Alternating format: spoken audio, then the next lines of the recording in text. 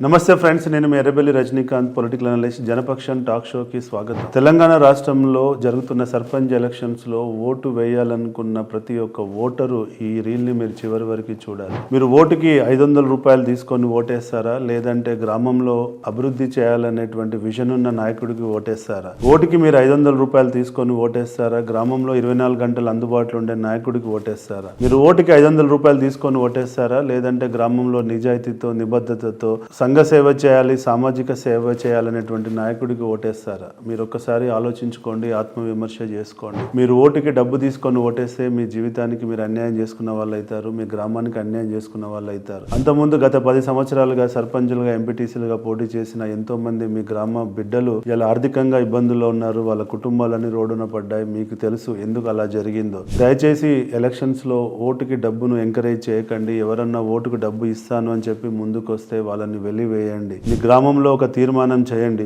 ఓటుకి మేము డబ్బు తీసుకోము అని చెప్పి మీరు తీర్మానం చేయండి. అప్పుడు ఏ అభ్యర్థి కూడా ఓటుకు డబ్బు పెట్టడానికి ఆలోచించడు. మీ గ్రామ ప్రజలంతా ఈ రాష్ట్రానికి, ఈ దేశానికి ఆదర్శంగా నిలవడానికి ప్రయత్నం చేయండి. ఈ రీల్ చూసినటువంటి ప్రతి ఒక్క ఓటరు గ్రామ స్థాయిలో తీర్మానం చేసి ఒక బోర్డు పెట్టి ఫోటో తీసి నాకు మళ్ళీ ఈ రీల్ కింద పోస్ట్ చేస్తారని చెప్పి నేను ఆశిస్తున్నా. జై హింద్.